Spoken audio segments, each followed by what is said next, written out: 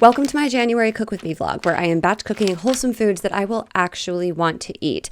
Today we're going to try to use up some items in our pantry. So on the menu, we are preparing some sesame grain bowls, which will require cooked grains, roasted veg, shredded chicken, and legumes. And we'll also be making a veggie chicken noodle soup. And our active cooking time for all of this will only be about 2 hours.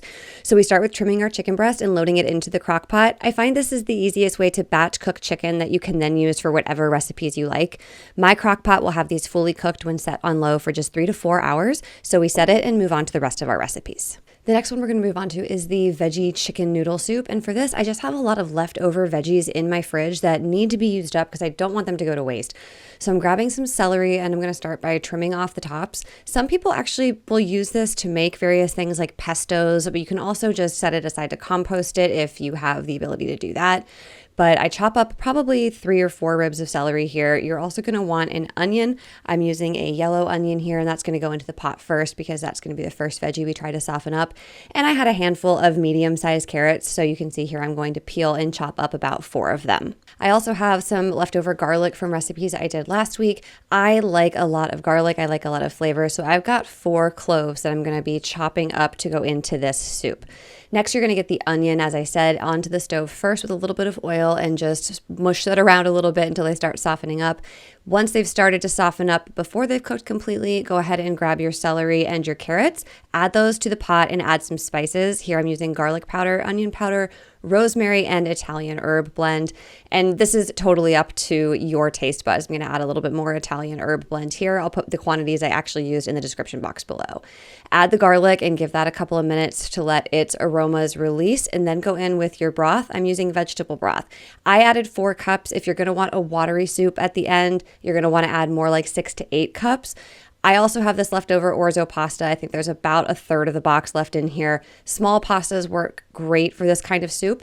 Go ahead and get the broth boiling and then add the pasta and just cook it like you would cook regular pasta. So I think I let this simmer for about 10 minutes.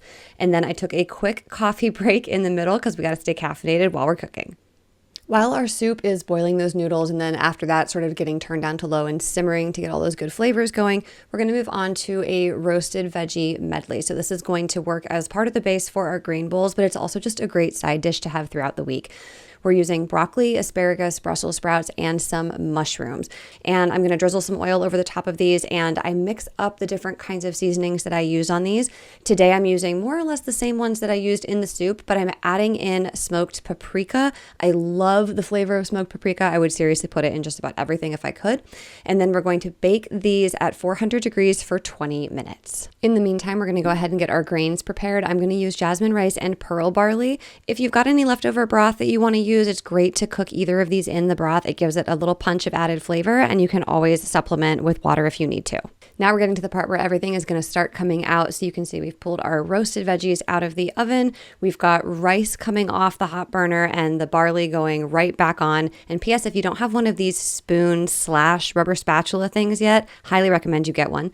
You can see it's only been 1 hour and 15 minutes. We still have 2 hours and 45 left on our crock pot. So as things are just cooling down, I'm going to start getting them into Tupperware while we wait for the final steps with the chicken.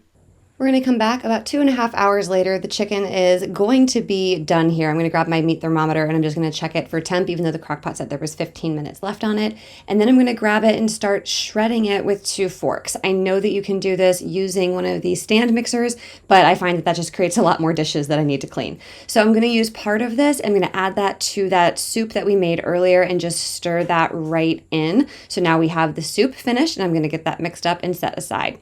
Then I'm going to finish shredding the chicken, and I'm going to return it to the crock pot. And to make that sesame chicken that I was talking about earlier for the grain bowls, I'm just going to add this bottle of sesame sauce that I picked up. I've never tried this one before, but it smelled amazing when I opened it. And we're just going to get all of that mixed in, and this is going to be the chicken that we use in the grain bowls throughout the week with the rice that we made, the pearl barley, the legumes, and the roasted veg. And that's going to be a wrap for this week. So I am just going to get the final products of the chicken and the soup into some Tupperware to cool off and get in the fridge. And then I'm going to have these to eat for the next several days, and that's going to be awesome. So I hope you enjoyed. Let me know if you have any questions in the comments. I'd be happy to answer them if you have recipes that you like to batch cook. And I'll be back with you guys for another episode soon. Bye.